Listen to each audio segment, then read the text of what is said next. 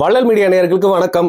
அண்ணன், தம்பி, நீதி, நேர்மை இதை தவறாம எந்த விஷயமா இருந்தாலும் பாத்தீங்கன்னா நாங்க அந்த ஒரு இஷ்யூவா எடுத்து பேசணும், மக்களுக்கு கொண்டு போய் சேர்க்கணும் ஒரு கருத்து அப்படின்னா சேர்த்துருவோம். புதுசா இருக்கா இன்ட்ரோடக்ஷன்? இல்ல மாதிரி பழைய இன்ட்ரோடக்ஷன் தானே. அப்படியா? வணக்கம். நேர்மை, நியாயம்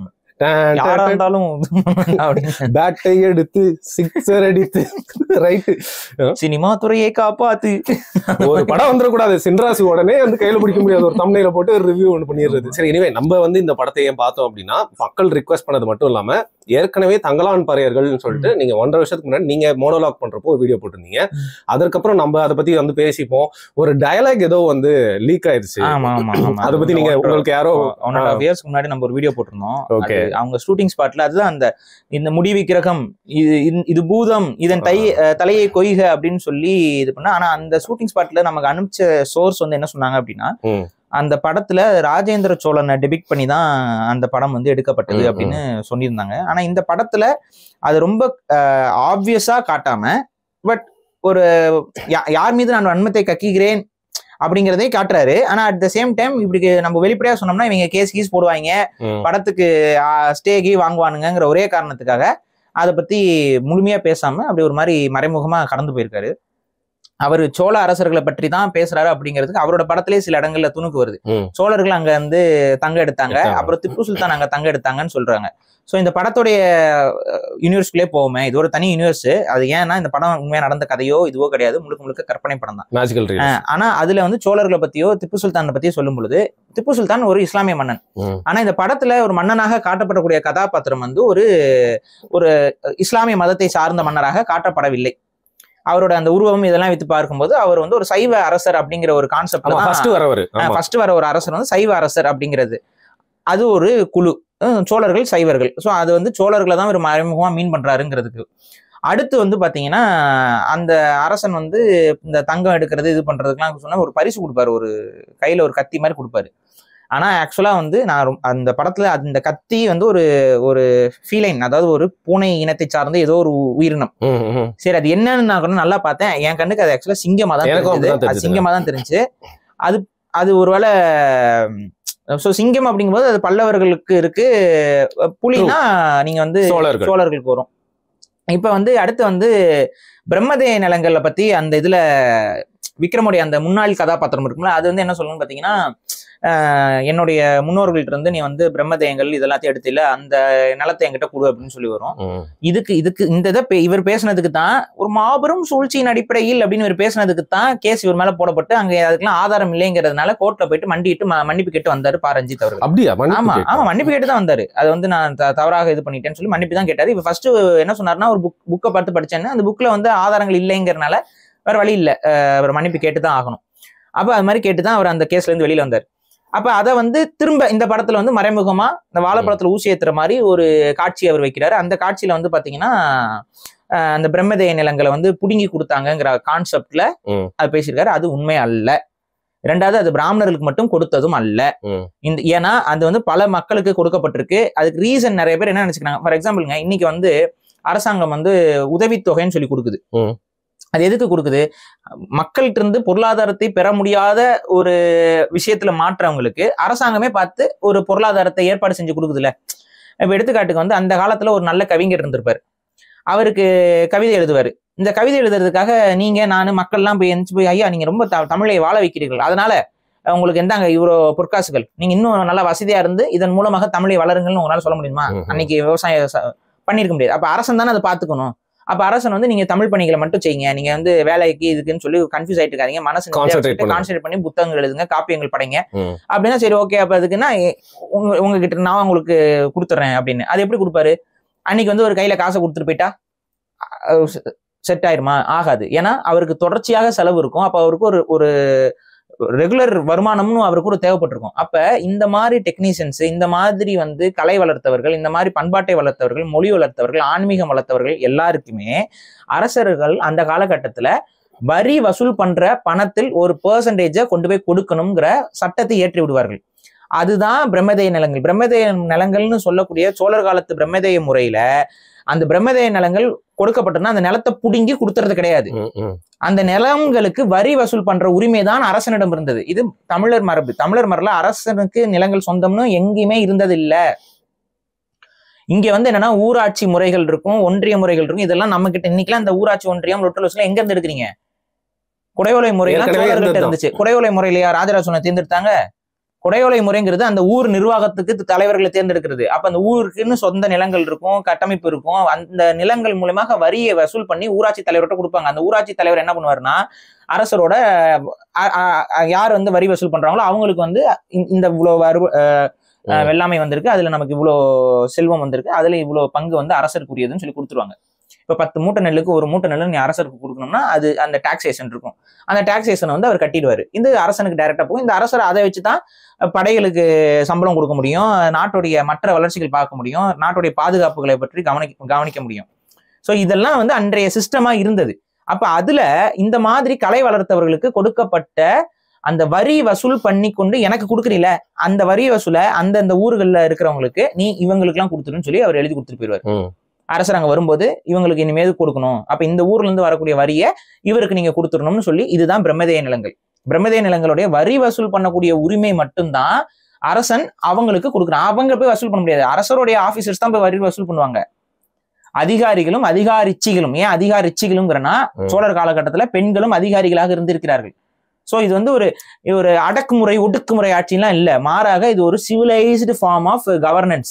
சரி, அதை வந்து ஒத்துக்கிறதுக்கு மனம் இல்லாமல் சோழர்கள் ஏதோ கொடுங்கோல் அரசர்கள் போல தொடர்ச்சியா சித்தரிக்கிற விதத்துல இந்த மாதிரி அந்த பிரம்மதேயம்னு சொல்றதும் பிராமணர்களுக்கு அது கொடுக்கப்பட்டது. இன்னும் பாருங்க, அது இந்த பிராமணன் வந்து சின்ன பையனா காட்டியிருப்பாரு. ஆமா, ஏன்னா இவங்களுக்கு பிறப்பால் அவருக்கு அறிவு வந்துருச்சு, அவர் வயசுல மூத்தவரு, அனுபவத்துல மூத்தவருலாம் கிடையாது, ஒரு சின்ன பையன்.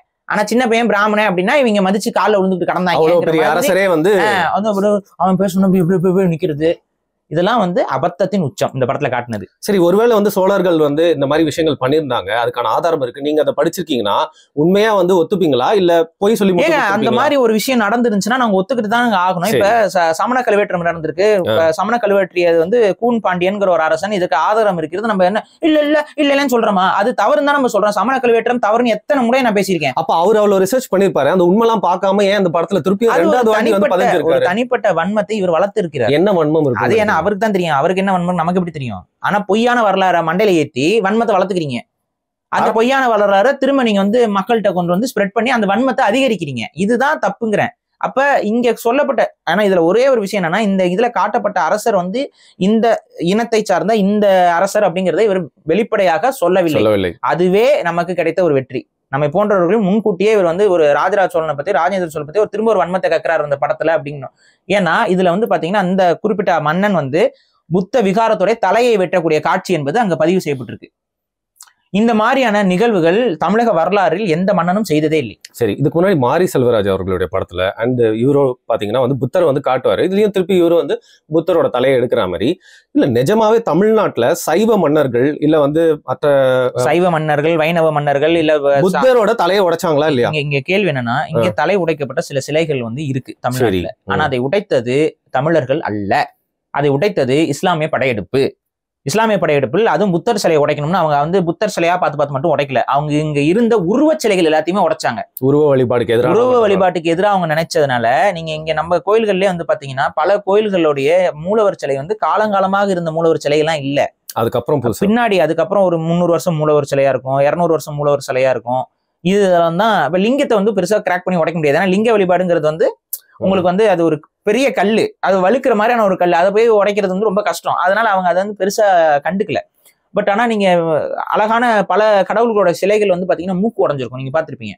மூக்கு உடைஞ்சிருக்கும், முகம் வந்து செதஞ்சு போயிருக்கும், அதுக்கப்புறம் கழுத்து மட்டும் கரெக்டா எடுத்து வெட்டப்பட்ட மாதிரி இருக்கும். நீங்க பல கோயில்கள்ல இந்த சிலைகளை பார்க்கலாம். இதெல்லாம் வந்து இஸ்லாமிய படையெடுப்புல அந்த படைகள் வந்து ஒரு கோயிலை கடந்து போற மாதிரி ஒரு சிச்சுவேஷன் வந்துச்சுன்னா அங்க இப்ப வந்து சிஸ்டமேட்டிக்கா உடைக்கலனாலும் அங்க ஒரு 10 பேர் என்ன பண்ணுவான், அந்த ஒரு வெறுப்புல என்னன்னா உடச்சு விட்டு போறது. இந்த மாதிரி டெடிகேட்டடா இது உடைக்கணும்னு அவங்க போயிருக்கிறாங்களா இல்லையாங்கிறது அது ஆய்வுக்கு உட்படுத்த வேண்டியது. ஆனா இஸ்லாமிய படையர்கள் உருவ வழிபாட்டுக்கு எதிராக இருந்ததுனால உருவச் சிலைகளை எல்லாம் உடைச்சாங்க. அந்த உருவச் சிலைகள்ல தமிழ்நாடுல இருக்கக்கூடிய பல சமண குடைவரை கோயில்கள்ல இருக்க உருவச் சிலைகளும் உடைக்கப்பட்டது, புத்த விகாரங்களும் உடைக்கப்பட்டது, விஷ்ணு விகாரங்களும் உடைக்கப்பட்டது. சைவ கோயில்கள்ல வெளிப்புற கோபுரங்கள்ல இருக்கக்கூடிய துவாரபாலர்கள் சிலைகள்ல பலவது கழுத்து இல்லாம, தலை இல்லாம, கால் இல்லாம இருக்கும்.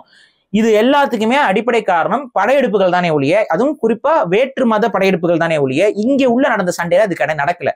அதே சமயத்துல புத்த மதத்தை இந்து மதம் என்பது உள்வாங்கிக்கிட்டது, இதை வந்து அவங்க அழிக்கணும்னு முற்பட்டாங்கன்னா ஆமா, அதை நம்ம தனியா கிளியரா பேசியிருக்கோம். அவங்க என்ன பண்ணாங்கன்னா, பிராமணர்கள் புத்தரோட பிலாசபியை வந்து எதிர்க்க முடியல. ஏன்னா அவர் என்ன சொல்றாரு, ஆசைதான் அனைத்து துன்பங்களுக்கும் காரணம்னு சொல்லி அவருடைய பிலாசபி கரெக்டா இருந்துச்சு. அந்த பிலாசபியின் அடிப்படையில் இந்தியா முழுக்க பெரிய அளவிற்கு ஒரு மாற்றம் என்பது ஏற்பட்டு கொண்டிருக்கிறது.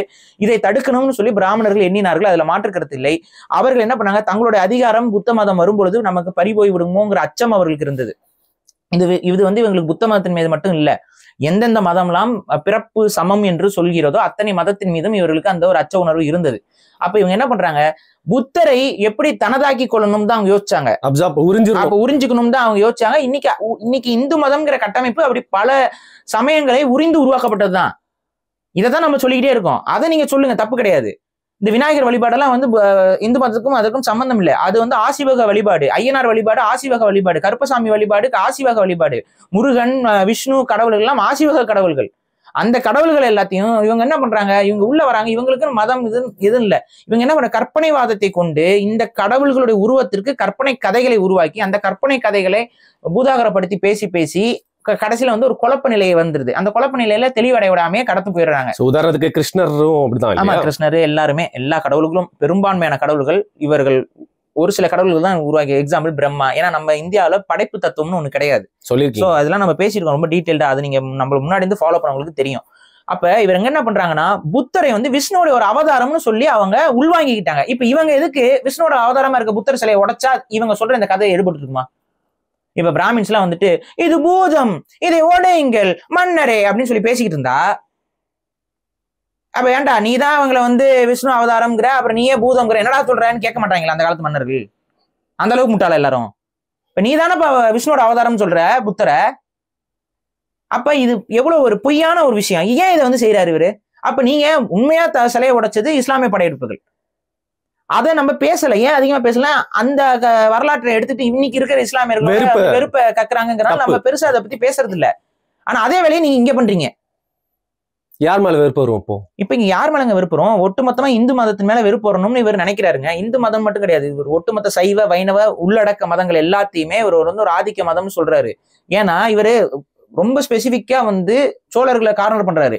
சோழர்கள் வந்து இந்து மதமா கிடையாது, சோழர்கள் சைவர்கள் தானே, அவங்க வைணவர்கள் கிடையாது, சைவர்கள் தான், சைவ பித்தர்கள் என்று அறியப்பட்டவர்கள்.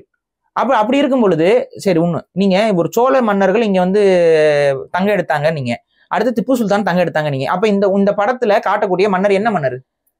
சோழ மன்னர் தான். அப்ப ரொம்ப ஆப்வியஸா நீங்க வந்து சோழ மன்னர் அப்படிங்கறத சொல்றீங்க, வெளிப்படையா காட்டல, அவ்வளவுதான். ஏன்னா அது வந்து லீகல் டேர்ம்ஸ்ல நாளைக்கு எவனா கேஸ் போட்டானா தப்பிக்கிறதுக்கு. சரி, ஓகே. இப்ப அந்த மன்னன் வந்து சிலை உடைச்சாங்கிறீங்களே, ஆனா உண்மை என்ன? புத்த விகாரத்தை கட்டி கொடுத்தவன் இல்லையா ராஜராஜ சோழன்? புத்த விகாரங்கள் கட்ட, இதுக்கெல்லாம் கல்வெட்டு ஆதாரங்களே நமக்கு இருக்கே. புத்த விகாரங்கள் பல இடங்கள்ல தமிழ்நாட்டுல புத்த மதம் அப்ப இருந்தது. அப்ப அந்த புத்த மதத்தை வழிபடுவர்களுக்கு விகாரங்கள் கட்டி கொடுத்திருக்கிறாரு. சிலை, புத்தர் விகாரம்னா சிலை இருக்கும். இல்ல அவர் சைவத்தை பின்பற்றினாலும் ஃபிளரிஷ் ஆயிட்டு இருந்தது புத்திசமும் அதே டைம்ல அப்படின்னு தான் நான் படிச்சிருக்கேன். அதுதாங்க, நம்ம இங்க இருக்க மன்னர்கள் வந்து மதங்களுக்கு எதிர்ப்பான ஒரு அரசியலை என்னைக்குமே செஞ்சது கிடையாது. இன்னைக்கு எப்படி தமிழ்நாடு இந்த மாதிரி வந்து ஒரு அந்த மதங்களுக்கு அப்பாற்பட்ட எல்லா மதங்களையும் வந்து ஏற்றுக்கொள்ளக்கூடிய அந்த ஒரு சகிப்புத்தன்மைங்கிறது அது நமக்கு இயற்கையிலே இருக்கிறது. அது நம்ம செஞ்சது அப்பவே செஞ்சுட்டாங்க. அதுக்கு முன்னாடி இருந்தே நமக்கு அந்த ஒரு, இவங்க வெளியில இருந்து வந்தாலும் அவங்க மதம் அவங்களுக்கு, நம்ம மதம் நமக்கு, நம்ம மதத்தை நம்ம வளர்ப்போம், அவங்க மதத்தை வளர்க்கறதுக்கு நம்ம இடையூறா இருக்கக்கூடாதுங்கிறதுல இருந்தாங்க. இன்னைக்கு நம்ம என்ன சொல்லிட்டு இருக்கோம், சோழர்கள் காலகட்டத்திலேயே இஸ்லாமிய தர்காக்கள் கட்டப்பட்டிருக்கு. அப்பவே 7ஆம் நூற்றாண்டுல எல்லாம் தமிழ்நாட்டுல இஸ்லாமியர்கள் தர்கா, ராமநாதபுர பெரிய மாஸ்க் வந்து பாத்தீங்கன்னா 7ஆம் நூற்றாண்டுல வந்துருச்சு நமக்கு. அதாவது இஸ்லாம் அங்க தொடங்குற, நபிகள் அங்க இருக்கிறாருங்க, நபிகள் அங்க இருந்து இஸ்லாத்தை பரப்பிக்கிட்டு இருக்காரு. அப்பவே அங்க வந்து வந்த வியாபாரிகள் மூலமாக இங்க வந்து இஸ்லாத்தை வந்து கொண்டு வந்துடுறாங்க. அப்ப நான் அதனாலதான் சொல்றேன், இந்த மதங்களுக்கு அப்பாற்பட்ட சிந்தனை என்பது தமிழர்களுக்கு இப்படிதான் வந்திருந்தது. ஆனா நீங்க வந்து உங்களுடைய கொச்சைத்தனமான இந்த அரசியல்ல நீங்க என்ன சொல்ல வரீங்க? புத்தருக்கு சிலை வச்ச அரசனையே புத்தர் சிலை வைத்துக் கொள்வதற்கு அனுமதித்து அவங்களுக்கு ஃபண்ட் பண்ணவன், இந்த சிலை வச்சுக்கோங்க, இந்தாங்க இவ்வளவு காசு நான் தரேன், இந்தாங்க புத்த விவகாரங்கள் கட்டிக்கொள்ளுங்கன்னு அவங்க கட்டிக்க சொல்லல, இவன் கட்டி கொடுத்துருக்கான். புரிஞ்சுக்கோங்க. நீங்க இன்னைக்கு வந்து தமிழக அரசு வந்து ஒரு சர்ச்சை கட்டி கொடுக்குறேன்னு சொன்னா என்ன ஆகும்? அது எப்படி தமிழக அது என்ன சர்ச் மட்டும் கட்டி கொடுக்குறீங்க, ஏன் அப்ப கோயில் கட்டி கொடுக்க மாட்டீங்களா? ஏன் இன்னைக்கு இருக்கிற டாலரன்ஸை விட அன்னைக்கு மக்கள் ஏற்றுக்கொண்டதாலதான் அரசன் வந்து கட்டி கொடுக்குறான், யாரும் எதிர்க்கல. புத்த விகாரம் கட்டி கொடுங்கன்னு தான் சொன்னாங்க. இன்னைக்குதான் டாக்ஸிக். என்னைக்காவது நீங்க வந்து ஒரு வழிபாட்டு தலத்தை உடைக்கக்கூடிய சிந்தனையை தமிழக மக்கள் மத்தியில பார்த்து நீங்க பாத்திருக்கீங்களா? எங்கேயாவது பாத்திருக்கீங்களா? தமிழ்நாட்டுல கிராமங்கள்ல எங்கேயாவது பாத்திருக்கீங்களா? பாத்திருந்தா இங்க சாய்பாபா கோயில்கள் உருவாகி இருக்குமா? இந்த கேள்விக்கெல்லாம் நீங்க பதில் சொல்ல முடியுமா? அப்ப இங்க சகிப்புத்தன்மை என்பது நன்றாகவே இருக்கிறது. அந்த சகிப்புத்தன்மை உங்ககிட்ட இல்ல, பொய்ய சொல்றீங்க நீங்க. புத்தருக்கு சிலை வச்ச ஒரு அரசனையே வந்து சோழர்களையே போயிட்டு நீங்க வந்து புத்தர் சிலையை உடைக்கிறதுக்கு அப்படிங்கிற மாதிரி தலையை வெட்டி விட்டான், உடைச்சு விட்டான்னு சொல்லி பொய்ய ஏன் புனையறீங்க? அப்ப அங்க வெறுப்புணர்வை உருவாக்க இவர் செயல்படுறாருங்கிறத தவிர்த்து வேற எங்க என்ன வர முடியும்? சரி, ஒண்ணு நம்ம ரொம்ப டைரக்டா கண்டென்ட்ல வந்துட்டோம். பட் நான் ஆக்சுவலா சொல்ல வருதுன்னா, இது ஒரு படமாக, ஒரு கிராஃப்டிங்காக, அதுல காட்டப்பட்ட காட்சி அமைப்பு, கட்டமைப்பு, அதுல விக்ரம் அவர்கள் நடித்த நடிப்பு, அதுல பல நடிகர்களோட இதெல்லாமே மிக நேர்த்தியாக இருந்தது, பாராட்டத்தக்க விதத்தில். டைரக்டர் வந்து ரஞ்சித் அவரோட கிராஃப்ட்மேன்ஷிப் வேற லெவல். ஆமா, இப்ப வந்து ரஞ்சித் இப்படி வன்மத்தை கைக்கி படம் எடுத்துட்டாரு, அதனால அவர் மேல வன்மத்தை கைக்கிற பேர்ல ஒரு சிலர் வந்து கன்றாவியா படங்கள் எடுக்கிறீங்க. நான் என்ன சொல்றேன், அவர்கிட்ட திறமை இருக்கு, அதுல மாற்றுக்கிறது இல்லை. ஆனால் அந்த திறமை மக்களுடைய நலனுக்கு பயன்படணுமே ஒழிய மக்களை பிரித்தாழ்வதற்கும் மக்களுடைய ஒரு குறிப்பிட்ட சமூக மக்களை வந்து தனிமைப்படுத்துவதற்கும் பயன்படுத்தப்படக்கூடாது. ஆனால் ரஞ்சித் அவர்கள் அதைத்தான் செய்கிறார். இதுல குறிப்பா என்னன்னா, தமிழர்களுடைய மிக ஆதிக்குடியான பறையர் சமூகத்தை தனிமைப்படுத்தும் வேலையை தொடர்ச்சியாக ரஞ்சித் செய்து கொண்டே இருக்கிறார். அதுக்கு நான் அரசியல் எடுத்துக்காட்ட ஒண்ணு சொல்றேன். அது என்னன்னா, அனிதா அவர்கள், உங்களுக்கு தெரியும், நீட்டு பிரச்சனையில அனிதா அவர்கள் இறந்திருந்தாங்க. அந்த இறப்பை வந்து எல்லா தமிழர்களும் ஒன்று கூடி இது நம்ம ஒரு தமிழ் பெண் அனிதா இறந்து விட்டார்கள் என்று சொல்லும் பொழுது, அது அமீர் தான் பேசிட்டு இருந்திருப்பாரு, தமிழ் பெண் அனிதா. அப்பயும் அமீருக்கு இடைமறித்து இவர் அப்படியே பொங்கி உணர்ச்சி பொங்க வந்துட்டு, தமிழ் பொண்ணுலாம் சொல்லாதீங்க, தமிழர்லாம் சொல்லாதீங்க, அனிதாவை வந்து பட்டியல் சமூக பெண் அப்படின்னு சொல்லி தனிமைப்படுத்துறாரு. இந்த தனிமைப்படுத்துற வேலை வந்து மிக ஆபத்தானது. ஒரு தேசிய இனத்துக்குள்ள தனிமைப்படுத்தக்கூடிய ஒரு குறிப்பிட்ட சமூகங்களையோ இல்ல ஒரு மதத்தையோ தனிமைப்படுத்துவது என்பது அந்த தேசியவாதத்திற்கு நேர் எதிரானது. அது இன்னைக்கு இந்தியாவுடைய செட்டப்பை பார்க்கும்போது இந்திய தேசியம் என்பது ஒரு தேசியவாதத்தை முன்வைக்கிறார்கள். இங்கே நம்ம தமிழ் தேசியவாதத்தை முன்வைக்கிறோம். இது நம்மளோட மாநில உரிமை சார்ந்தது. இந்த இடத்துல தமிழ் தேசியவாதத்தை நீங்கள் உடைக்கும் விதமாக ஒவ்வொரு சமூகத்தையும் ஒரு பிரித்தாளும் சூழ்ச்சியை கையாண்டால் அது இந்திய ஏகாதிபத்திய சிந்தனைக்கு தான் வழிவகுக்குமே ஒழிய, அது உதவியாக மாறுமே ஒழிய, அது தமிழ் இன ஓர்மைக்கு ஒருபோதும் பயன்படாது. இங்க படத்திலையும் வந்து ரஞ்சித் அவர்கள் பறையர் சமூகத்தை வந்து தனிமைப்படுத்துறாரு. ஏன்னா வெள்ளையர்கள் காலகட்டத்துல நீங்க இன்னைக்கு இந்த ஆப்வியஸா இந்த நிலத்தை கொளுத்துற விஷயங்கள், இந்த மாதிரியான விஷயங்களை வந்து இவர் ஹைலைட் பண்ணி காட்டுறாரு. ஆனா எந்த காலகட்டத்துல இதை காட்டுறாருங்கிறது ரொம்ப முக்கியம். 1800களில் இதை காட்ட ஆரம்பிக்கிறார். ஆனா உண்மையிலேயே வந்து இந்த குடிசை கொளுத்தக்கூடிய பழக்க வழக்கம், இந்த சாதிய ஏற்றத்தாழ்வு பிரச்சனை என்பது அந்த மண்ணின் மைந்தர்களுக்குள்ள இருந்ததே கிடையாது. ஏன் அப்படின்னா, நீங்க இன்னைக்கு ரைவல் கிளான் மாதிரி ஒரு கட்டமைப்பை கொண்டு வரக்கூடிய ஒரு குறிப்பிட்ட சமூகம், சரி உடச்சே நான் பேசுறேன், நீங்க பறையர் விசஸ் வன்னியருங்கிற அரசியல தொடர்ச்சியா முன்வைத்துக்கிட்டே இருக்கீங்க தமிழ்நாட்டுல. ஆனா உண்மையில 1800களில் வன்னியர்களோட நிலைமை என்ன? நீங்க 1800 இன்னைக்கு வன்னியர்களோட நிலைமை என்ன? பொருளாதாரத்துல ஒரு சிலரை விட்டுருங்க, ஒரு தனிப்பட்ட தலைவர்களோ அவர்களோட குடும்பமோ இல்ல வந்து ஒரு சில வசதி வாய்ப்பு பெற்றவர்கள், கல்வி அறிவில் முன்னேறிய சமூகங்களை விட்டுருங்க. அந்த எல்லா சமூகத்திலையும் அது ஒரு பர்டிகுலர் பெர்சன்டேஜ் இருக்கு. பொதுவா வன்னியர்களுடைய ஒட்டுமொத்த பாப்புலேஷன்ல பணக்காரர்கள் அதிகமா இருக்கிறார்களா இல்லை தினக்கூலிகள் அதிகமா இருக்கிறார்களா? இதுதான் கேள்வி. வன்னியர்கள் பெரும்பான்மையாக வாழக்கூடிய பகுதிகளில் இன்னைக்கு வளர்ச்சி என்பது, அவர்களுடைய பொருளாதார வளர்ச்சி என்பது எந்த அளவுல இருக்கு, இதெல்லாம் நீங்க சேர்த்து கம்பேர் பண்ணணும். அன்னைக்கு வந்து பள்ளிகள் என்று அவர்கள் அன்னைக்கு அவங்க வன்னியர் என்று கூட அவங்க அழைக்கப்படலை. அவர்களுடைய ஆதி தமிழ் பேர் வந்து பள்ளி தான். இன்னைக்குமே நீங்க வரலாற்றில் எடுத்து பார்த்தீங்கன்னா பள்ளி, படை வீடுகள், இந்த மாதிரி பள்ளி அப்படிங்கிற அடிப்படையில தான் அவங்கள வந்து பள்ளி இனம் அல்ல பள்ளி சமூகம் அப்படிங்கிற அந்த அடிப்படையில தான் அவங்க சொன்னாங்க. பள்ளி என்பது விவசாயத்தை குறிக்கக்கூடிய ஒரு மிக முக்கியமான ஒரு சொல்லாடல். விவசாய பெருங்குடிகள் தான் அவங்க தான் அப்புறம் இப்போ சண்டைக்கு வரும்பொழுது கூட்டமாக போய் சண்டை போடக்கூடிய ஒரு போர் தொழிலையும் அவங்க அதிகமாக ஈடுபடுவாங்க. ஏன்னா பெரும்பான்மை சமூகம் இவங்களுடைய தலைவர்கள்ட்ட போய் அந்த கால அரசர்கள் என்னன்னா எனக்காக நீங்க சண்டை போடணும் அப்படின்னு கேட்கும்போது ஆட்டோமேட்டிக்கா அவங்களுக்குள்ள அந்த நட்பு இருக்கும், அந்த அதிகார வர்க்கத்தோட பொண்ணு கொடுத்து பொண்ணு எடுக்கிற அந்த மரபுகள் இவைகள் எல்லாம் அவர்களோட அசோசியேட்டடா இருக்கு. மாற்றுக்கிறதுல அது எல்லா சமூகத்துக்கும் பொருந்தும். அப்படி இருக்கும் பொழுது இந்த பள்ளிகள் என்று அழைக்கப்பட்ட அவர்கள் எங்களுக்கு இந்த அடையாளம் வேண்டாம். அவங்க முன்னோர்கள் 1800 வாக்குல இந்த பள்ளின்னு சொல்லி எங்களை நிறைய பேர் இழிவுபடுத்துறாங்க அப்படின்னு சொல்லி எங்களை இனிமேல் வன்னிய குல சத்திரியர்னு சொல்லணும்னு சொல்லி வெள்ளையர்கள் அரசாங்கத்துக்கிட்ட தான் கோரிக்கை வச்சு அந்த கோரிக்கையில வெற்றி பெற்று அவங்க வன்னிய குல சத்திரியருங்கிற தங்களுடைய குடியுடைய அதாவது பேரை வந்து மாற்றிக் கொள்கிறார்கள். அப்ப ஏன் பள்ளி என்று சொல்றதுல அவங்களுக்கு அவமானமா இருந்ததா? ஆனா அதை உண்மையா அவமானத்துக்கு உரிய சொல்லா? ஏன்னா அவங்களுடைய பொருளாதார நிலை அந்த காலகட்டத்துல அந்த இடத்துல இருந்தது. அப்ப அதை வச்சு இந்த இன்னைக்கு கேஸ்ட் டிஸ்கிரிமினேஷன் சொல்லக்கூடிய அந்த டிஸ்கிரிமினேஷன்ல அவங்களும் பாதிப்புக்குள்ளானாங்க. அப்ப அங்கிருந்த பெரும்பான்மை சமூகங்கள்ல பறையர்கள் இருக்கிறாங்க, வன்னியர்கள் இருக்கிறாங்க. இந்த 2 சமூகமே கேஸ்ட் டிஸ்கிரிமினேஷனுக்குள்ள இருந்ததுனால தான் அதுல வன்னியர்களுடைய சமூகம் வந்து என்ன சொல்லுது, நாங்க அப்படிலாம் கேஸ்ட் டிஸ்கிரிமினேட்லாம் எங்களை பண்ண முடியாது, நாங்க வந்து அந்த காலத்துல சண்டை போட்டவர்கள், போர் செய்தவர்கள், எங்களுக்கு அரசர்கள் இருந்திருக்காங்க, நாங்க வந்து சத்திரிய சமூகத்தை சார்ந்தவர்கள், வன்னியகுல சத்திரியன் நாங்க பேரை மாற்றிக்கொண்டு வந்தார்கள். அதுல இன்னும் கொஞ்சம் அந்த சமத்துவம்ங்கிறதை கடந்து அந்த வன்னியகுல சில தலைவர்கள் என்ன பண்றாங்க, நாங்கள் உயர்ந்தவர்கள்ங்கிற கருத்தை வந்து அதிகப்படியாக சொல்ல தொடங்கி விட்டார்கள். அது இன்னைக்கு ஒரு சாதியவாதமாக மாறி இருக்கிறது. ஆனால் இங்க இருக்கக்கூடிய அனைத்து தமிழ் சமூகமும் சமம்ங்கிறதா நம்ம சொல்லிட்டு இருக்கோம். எல்லாமே சமம். யாரும் இங்க யாருக்கும் மேலேயும் கிடையாது, யாரும் யாருக்கும் கீழே கிடையாது. வர்ணம் என்பது வெளியில இருந்து வந்தது. சோ சத்திரியர் என்ற பதத்தில் நமக்கு ஒருபோதும் உடன்பாடு இல்லை. ஏன்னா அதெல்லாம் வர்ணங்கள். வர்ணம் என்பது வெளியில இருந்து வந்ததுதான், அதுல மாற்றுக்கிறது இல்லை. ஆனால் இவர்கள் போர்க்குடி, இவர்கள் அரசர் குடிகளாக இருந்திருக்கிறார்கள், இவர்கள் அரசர்கள் இருந்திருக்காங்கன்னா அது நமக்கு மாற்றுக்கிறது இல்லை. ஆம், இருந்திருக்கிறார்கள்.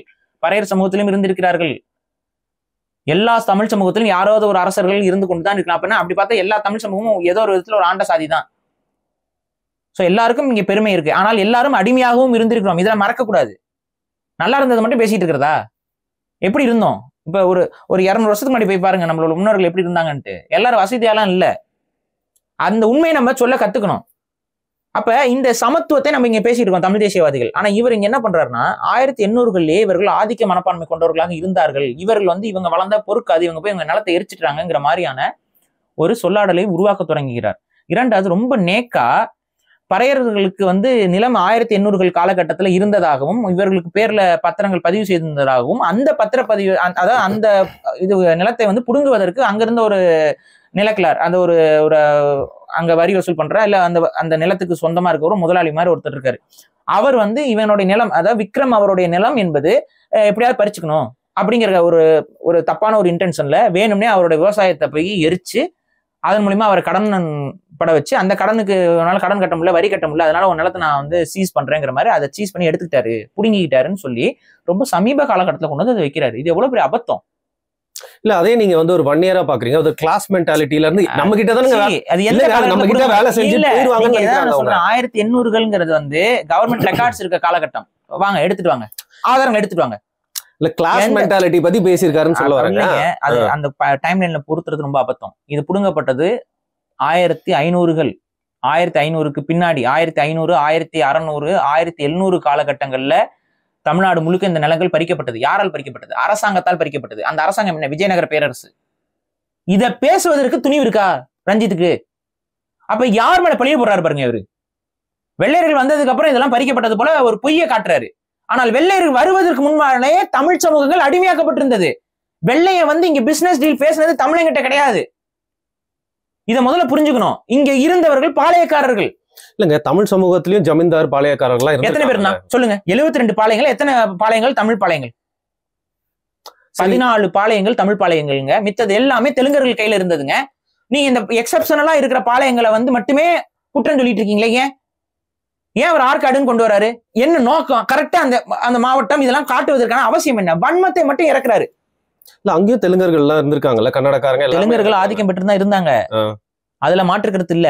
ஆனா இவரு பழியை தூக்கி யார் மேல போடுறாருன்னு பாருங்க. நிலத்தை புடுங்கினது வன்னியர்களா? நிலத்தை புடுங்கினது வன்னியர்களா? இல்ல எதனால இதுல பர்டிகுலரா உங்களுக்கு வன்னியர் மாதிரி உங்களுக்கு நீங்க காட்டுறீங்க அதை அப்படியே ரொம்ப அழகா ஆபிஸா காட்டுறீங்க. இங்க பேசிக்கிறவங்க அவங்க என்ன மொழியில பேசிட்டு இருந்தாங்க?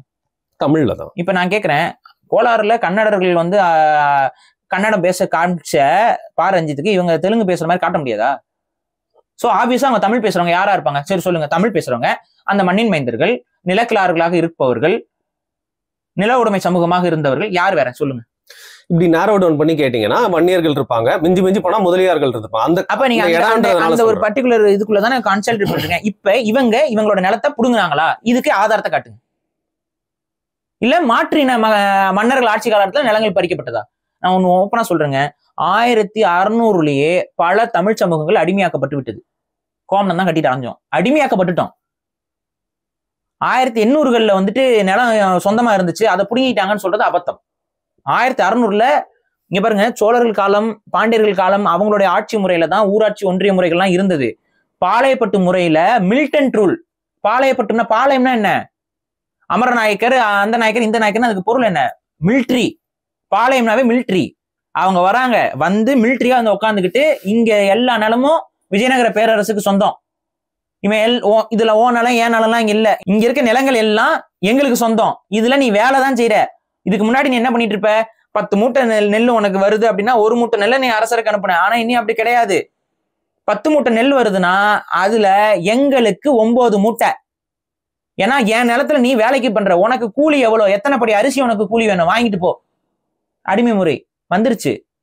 1600 1700 எல்லாம் அடிமை முறையில தான் நம்ம மாட்டிக்கு நிக்கிறோம். ஆனா இன்னும் 100 வருஷம் கழிச்சு நீங்க 1800 வந்து நிலம் வச்சிருந்தாங்க, அதை ஒருவர் புடுங்கினாருன்னு சொல்லிட்டு நீங்க கிளாஸ் மோதலை யாருக்குள்ள திருப்புறீங்கன்னு பாருங்க. ரொம்ப ஆப்வியஸா இங்க வந்து அங்க நெருப்புல வைக்கிறது, இந்த இது பண்றதுங்கிறதெல்லாம் யார மென்ஷன் பண்ணி கொண்டு வரப்படுதுன்னு நமக்கு அப்பட்டமா தெரியுது. குடிசையை கொளுத்துற மாதிரி அதே குடிசையை கொளுத்தி காட்டுவாங்க. நீங்க பாத்திருப்பீங்க, குடிசை எரியற மாதிரி, அந்த பெண் தனியா நிக்கிற மாதிரி எல்லாம் சில காட்சிகளை காட்டியிருப்பாங்க. சோ மறைமுகமா நீங்க இவங்களதான் சீன்றீங்க. பட் இவங்க இன்னைக்கு இந்த மாதிரி நடந்து கொள்றாங்க அப்படின்னா இந்த பகை எப்ப உருவாச்சுன்னு நீங்க பாக்கணும். இது ரொம்ப சமீபத்திய பகை, 60-70 ஆண்டுகளாக இருக்கக்கூடிய பகை. மேபி சுதந்திரத்துக்கு அப்புறமா. ஆமா, அதுக்கு முன்னாடி உங்களுக்குள்ள பெரிய ரைவல் இல்ல. ஆனா பிற்காலத்தில் வந்த அரசியல்வாதிகள் இந்த 2 சமூகங்கள் ஒன்றாக இருந்தார்கள் என்றால் வாக்கு அரசியல்ல ஒன்னா வன்னியர் வருவார், இல்ல பறையர் வருவார். திருமாவளவனும் ராமதாசும் ஒரே கூட்டணியில இருந்தே ரொம்ப நாள் ஆச்சு. அதுதான், இவங்க 2 பேரும் ஒன்னா இருந்தாங்கன்னா அந்த இடத்துல இவங்க தான் பெரிய ஓட்டிங் பேங்க்ஸா மாறிடுவாங்க. இவங்க 2 பேருக்குள்ள ரைவல்ட்டி, ஒரு பகை உணர்வு இல்ல அப்படின்னா அங்க 3வது ஆள் போய் அங்க பஞ்சாயத்து பண்ண முடியாது. அப்ப ஆட்டோமேட்டிக்கா அவங்க என்ன பண்றாங்கன்னா, இந்த 2 சமூகமும் பிரிஞ்சிருந்தாதான் நமக்கு அரசியலை அங்க ரொம்ப அழகா செய்ய முடியுங்கிற ஒரு சிந்தனை, கெட்ட சிந்தனை கொண்ட அரசியல்வாதிகள் என்ன பண்றாங்க, இந்த 2 சமூகத்துக்குள்ள பகையை வந்து ஊதி ஊதி பெருசாக்கி கொண்டே இருந்தார்கள். அதோடைய நீட்சி தான் இன்னைக்கு இருக்கக்கூடிய பகை உணர்வு. அதை கடந்து இன்னைக்கு தமிழர்கள் ஒருங்கிணைஞ்சு வர தொடங்கிட்டோம். இதெல்லாம் நடந்திருக்கு, இப்படி நம்ம மாற்றார்கள் வந்து நம்ம வந்து பிரித்தாளும் சூழ்ச்சி செய்கிறார்கள்னு சொல்லிட்டு இருக்கும் பொழுது திரும்ப அந்த பகையை வந்து மூட்டும் விதமாக, இளைய தலைமுறைகிட்ட மூட்டுற விதமா இதெல்லாம் வந்து பாத்தீங்கன்னா என் நிலத்தை வந்து பிடிங்கிட்டான் அப்படிங்கிற மாதிரியான ஒரு சொல்லு. எனக்கு புரியலங்க. ஆம்ஸ்ட்ராங் இருக்காருல்ல, அவரோட பரப்பப்பட்ட பல காணொலிகள்ல அவர் பேசின முக்கியமான விஷயமே இதுதான். நீங்க ஆம்ஸ்ட்ராங்க்கு ஆதரவா அரசியல் பேசுறீங்க. ஆம்ஸ்ட்ராங் அவர் என்ன சொல்றாரு, வன்னியர் மற்றும் பறையர் யூனிட்டியை பத்தி பேசிட்டு இருக்காரு. ஆனா நீங்க என்ன பேசுறீங்க? அந்த பகையை வந்து கொளுத்தி கொளுத்தி கொளுத்தி கொளுத்தி போடுறீங்க. ஏன்? அப்ப உங்க நோக்கம் யாருக்கு நீங்க வேலை பாக்குறீங்கன்னு தான் நமக்கு சந்தேகமா இருக்குது. அப்ப ஆம்ஸ்ட்ராங் அவர்கள் முன் வச்ச அரசியல், ஆம்ஸ்ட்ராங் எங்க அண்ணன் அப்படின்னு சொல்லி அழுதுட்டு ஒரு பக்கம், ஆனா அவரோட அரசியலுக்கு எதிராகவே இந்த படத்தை முழுமையாக எடுத்து முடித்திருக்கிறார் பா ரஞ்சித் அவர்கள். அதுதான் நம்ம இங்க சொல்றோம். ஓகே, இப்போ இன்னும் நிறைய விஷயம் கேட்டுட்டே போலாம். பட் முக்கியமா சில விஷயங்கள்லாம் வந்து இதெல்லாம் பேசணும், இதுல எனக்கு சந்தேகம் இருக்கு, இது கொஞ்சம் முரணா இருக்கு அப்படின்னு நினைக்கிறது மட்டும் நான் கேட்கிறேன். சரியா? ஏன்னா ஃபுல் மூவியை டீகோட் பண்ணிருக்க முடியாது. பசுபதியோட கேரக்டர் இன்ட்ரோடியூஸ் பண்ணுவாங்க. அவர் என்ன பண்ணுவாரு, அவரும் வந்து அந்த ஸ்லம்ல இருக்கக்கூடிய ஒரு ஆளா தான் இருப்பாரு. ஸோ அந்த சேரியில ஒரு கூட்டத்தை மட்டும் அவர் கூட்டு போய் என்ன பண்ணுவாரு, கன்வர்ஷன் பண்ணிட்டு இருப்பாரு. இவங்கெல்லாம் வந்து இயற்கையை கும்பிடுவாங்க, முன்னோர்களை கும்பிடுற மாதிரி அப்படியே இருக்கும். ஸோ இவர் மட்டும் கூட்டு போய் என்ன பண்ணுவாருன்னு பாத்தீங்கன்னா, அந்த பெருமாள், அந்த நாமம் சிம்பிள் எல்லாம் பெருமாள் எனக்கு பூணூல் போட்டு விட்டு நம்மளாம் வந்து தனியா வந்துடணும்டா அப்படின்னு சொல்லிட்டு வைகுண்டம் அப்பதான் போவோம்னு சொல்லிட்டு. ஆனா இவங்க எல்லாருமே ஒரே அடிமைகளா வந்து அந்த கோலார நோக்கி போறப்போ இந்த கன்னட பிராமணர் என்ன பண்ணுவாருன்னா, இவரு பசுபதி வந்து இருப்பாரு, மேல பார்த்து பெருமாள் கிட்ட போய், நீங்களும் நானும் ஒன்னாயிருவோம்டா பூணல் போட்டினா, எல்லாம் அந்த ராமானுஜர் பண்ண வேலை அப்படின்னு சொல்லிட்டு அவர் வந்து கடுப்பாயிருவாரு. சோ பூணல் வந்து இந்த படத்துல வந்து பெரிய மிஸ்லீடுங்கிறது இந்த ஒரு காட்சி. மிஸ்லீட்னா ஹிஸ்டாரிக்கல் ரெஃபரன்ஸுக்கு ரொம்ப அகேன்ஸ்டா போய் ரொம்ப டெட்லியா ஒரு பொய்யை வந்து இதுல வந்து பா ரஞ்சித் அவர் சொல்லியிருக்காரு. ப்ரொபகேண்டா. இது ஆக்சுவலா அவர் செய்த பறையர் சமூகத்திற்கு அவர் செய்த ஒரு மாபெரும் துரோகம். இது மாபெரும் துரோகம். பறையர் சமூகம் இதை கடந்து போறது வந்து ரொம்ப ஆபத்து. அப்படிதான் நான் சொல்ல முடியும். ஏன் நான் சொல்றேன் அப்படின்னா, ஃபர்ஸ்ட் இந்த ராமானுஜர் வந்து இந்த பூணூல் போட்டுக்கணும் அப்படின்னு சொன்னாரா அப்படின்னு பார்த்தா, ராமானுஜர் வந்து எல்லா சாதியை சார்ந்தவர்களும் ஒன்றாக நடத்தப்படணுங்கிறதுல அவருக்கு மாற்று கருத்து இல்லை.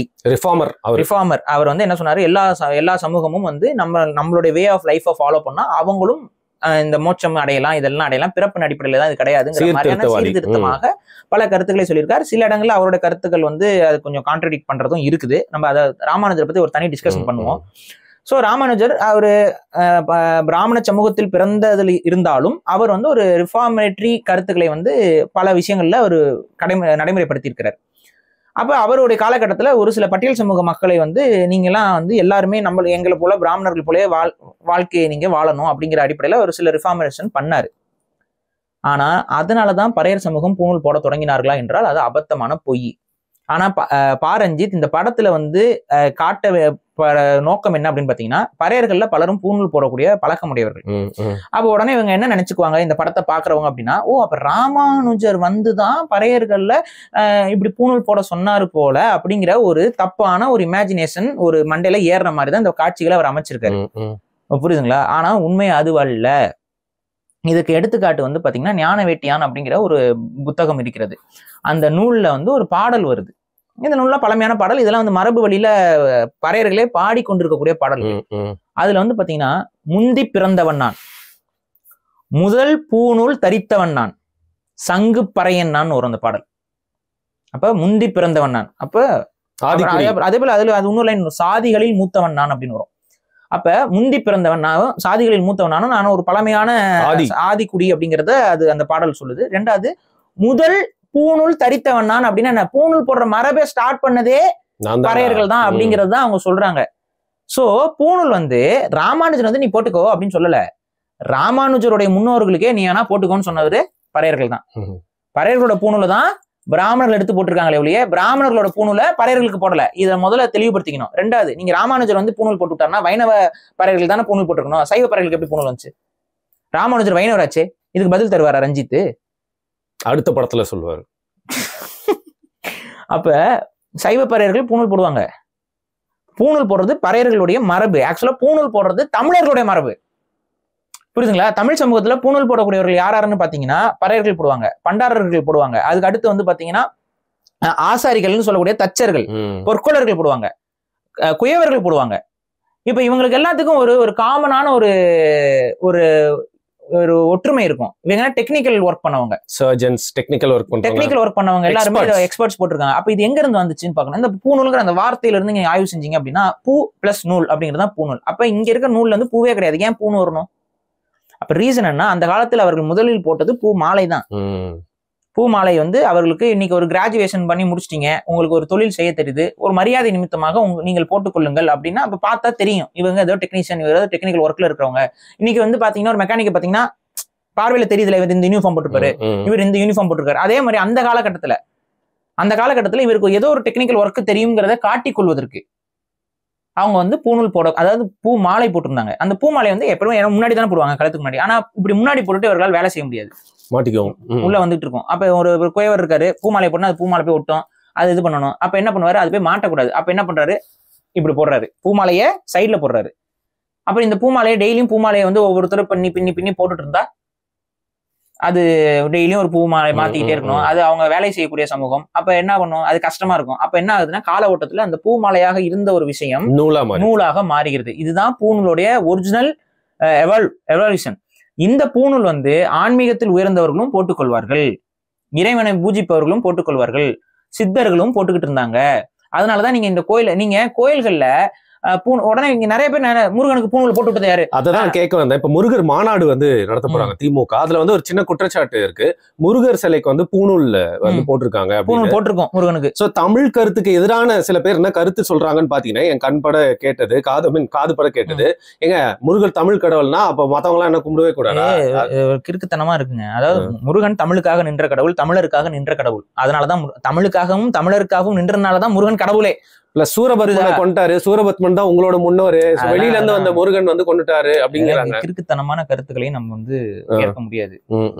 முருகன் தான் தமிழர்களை படை வீடுகளில் பயிற்சி கொடுத்து இன்னைக்கு சாவலின் டெம்பிள்ல ட்ரைனிங் எடுக்கிற மாதிரி அன்றைய காலகட்டத்துல படை பயிற்சி கொடுத்தாரு. மார்ஷியல் ஆர்ட்ஸை இன்வென்ட் பண்ணது முருகன் தான். புரியுதுங்களா? அதனால நிறைய பேர் சேவல் இருக்குதுன்னா வந்து நம்ம வைரமுத்தும் கூட காலையில நான் எழுப்பி விடுறது சேவல் தான், அதனால வந்து நான் சேவலை வந்து வச்சிருக்கேன்னு ஒரு கவிதைலாம் எழுதிருப்பாரு. சீமான் கூட அதெல்லாம் போய் பாடிட்டு இருப்பாரு. ஆனா உண்மை அது அல்ல. சேவலும் அது சரி, ஏன் மயில பிறந்துச்சு? ரெண்டுமே என்ன பேர்ட்ஸ்? காக்ஸ் தான். ரெண்டுமே என்ன பேர்ட்ஸ்? ஆக்சுவலா flightless birds. Flightless first mode of defence என்ன? இந்த காலை வச்சு குத்திரும், மூக்க வச்சு குத்திரும் பட்டுன்னு. அதான் மார்ஷியல் ஆர்ட்ஸ். அதானுங்க மார்ஷியல் ஆர்ட்ஸ். மனிதர்களுடைய இயல்பான சண்டையில வந்து காலை வச்சு கிக் பண்றதோ பஞ்ச் பண்றதோ கிடையாது. இயல்பான மனித சண்டையில வந்து கட்டி புரண்டு மல்யுத்தம் தான். இயல்பான சண்டை வந்து மல்யுத்தம் தான். அதுக்கப்புறம் டம்மு டம்மு டம்னு அடிக்கிறது. குரங்குகள் போடுற சண்டையை நீங்க பாத்துப்பீங்க, கொரில்லாக்கள் போடுற, சிம்பான்சிகள் போடுற கத்திட்டு போய் டம்மு டம்மு டம்னு அடிக்கிறது. இன்ஃபேக்ட் நீங்க போய் யாராவது நீங்க சண்டை நாளைக்கு உங்க ஏதாவது சண்டை போடுறீங்கன்னா உங்களுக்கு வந்து மார்ஷியல் ஆர்ட்ஸ் தெரிஞ்சா தான் நீங்க அந்த மார்ஷியல் ஆர்ட்ஸ் மூவ்மெண்ட் எல்லாம் பண்ணுவீங்க. நார்மலா போய் சண்டை போடணும் டக்குனு கட்டி பிடிச்சிட்டு உருளுக்கு தான் தோணும், தட்டி விட்டு கீழே நான் ஓடிடுவேன் ஃபர்ஸ்ட் ஆஃப் ஆல். அது மான் கராத்தே.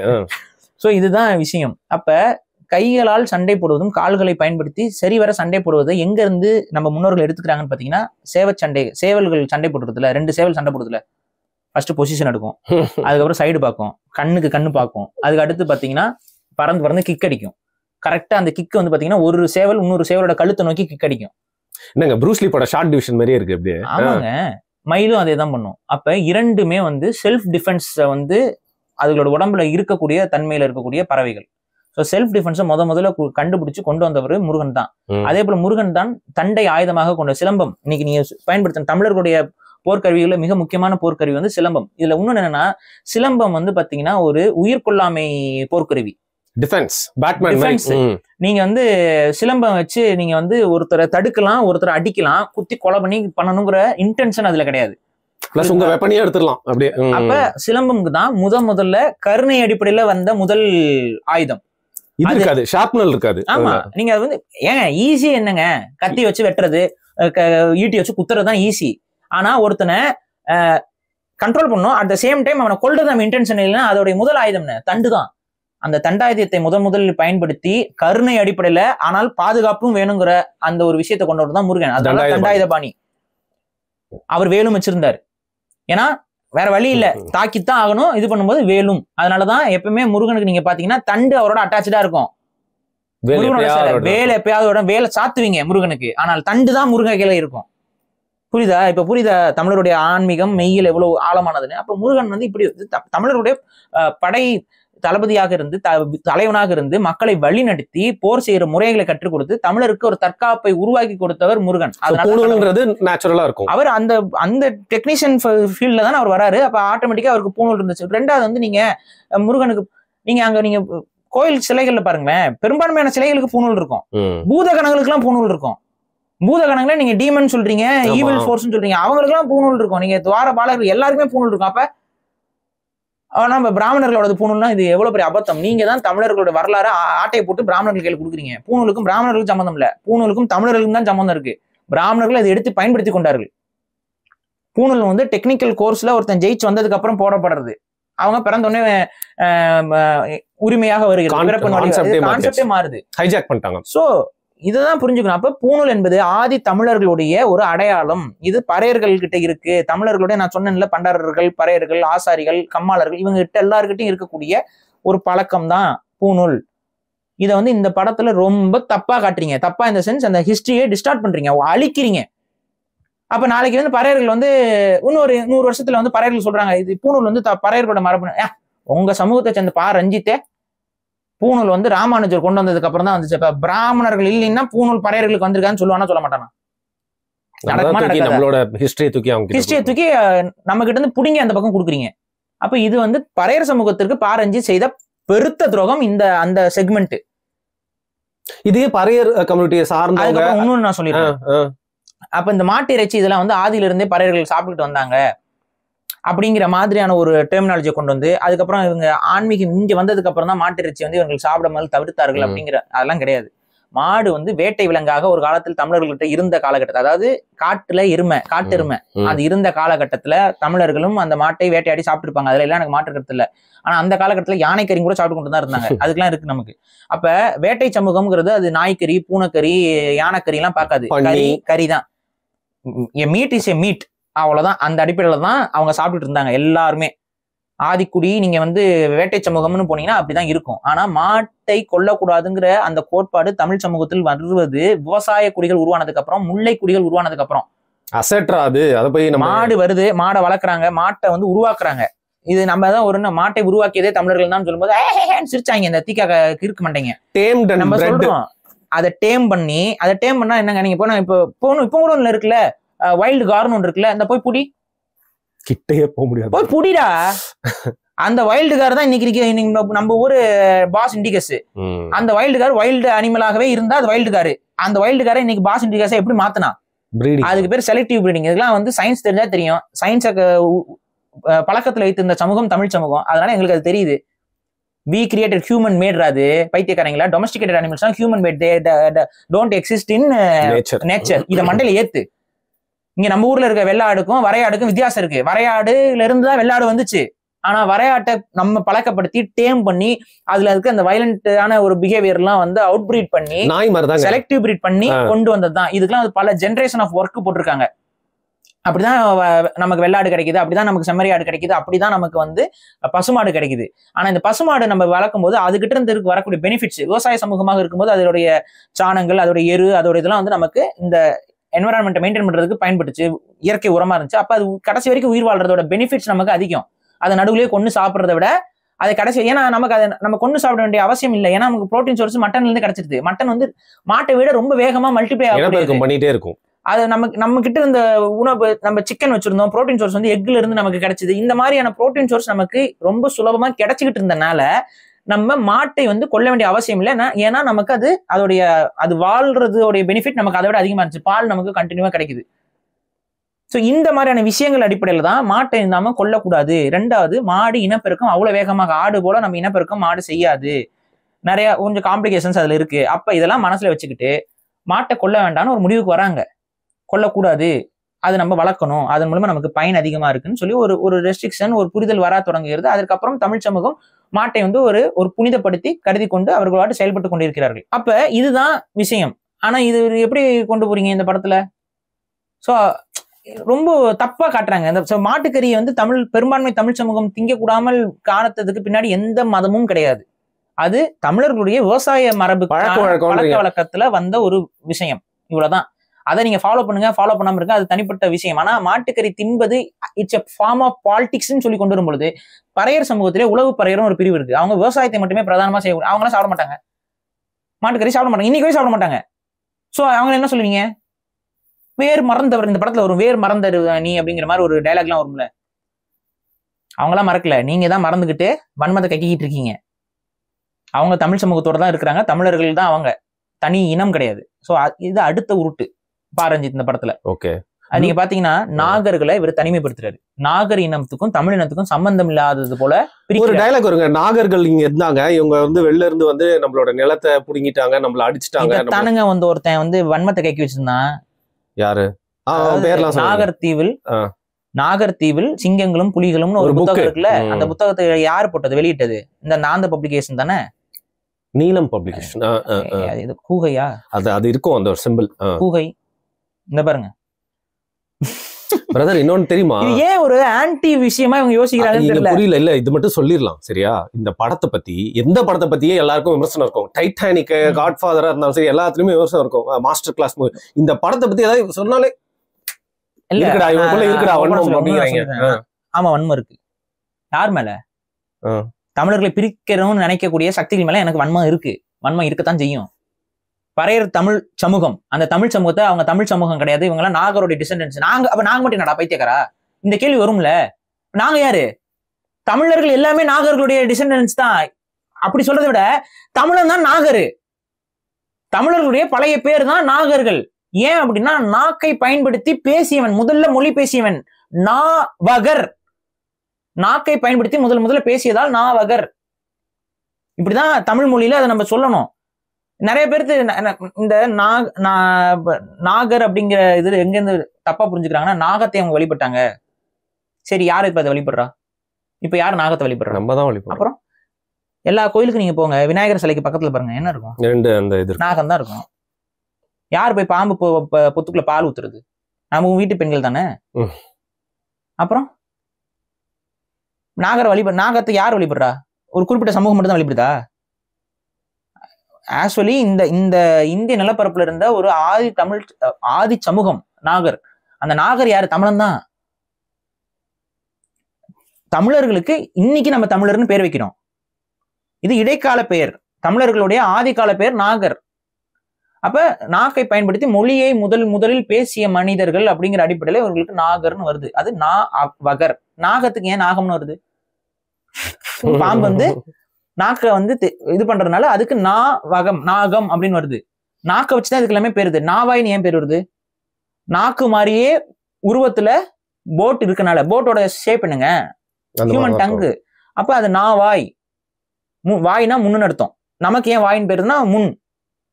புரியுதா? முன்பகுதி அப்படின்னு. அப்ப படகுடைய முன்பகுதி வந்து நாக்கு மாதிரியே இருக்குனால நான் வாய்.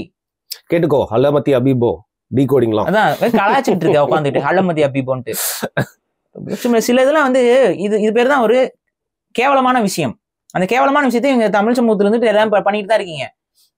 சொல்லாய்வுன்னு ஒண்ணு இருக்கு, புரிதல்னு ஒண்ணு இருக்கு. அந்த புரிதல் அடிப்படையில நம்ம மக்களை தெளிவுபடுத்துறதும் ஒன்று இருக்கு. அந்த அடிப்படையில நான் வந்து பல மக்களை தெளிவுபடுத்தி கொண்டு தான் இருக்கிறேன்.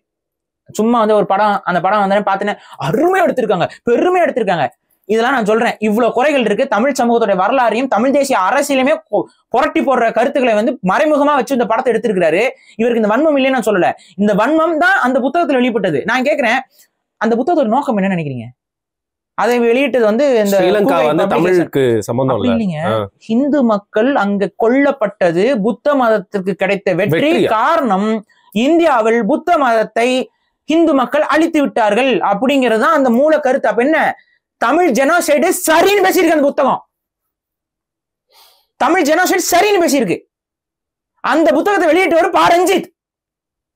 எனக்கு வன்மம் கூடாது, எனக்கு வன்மம் கூடாது. வன்மம் இருக்குடா, வன்மம் இருக்கு.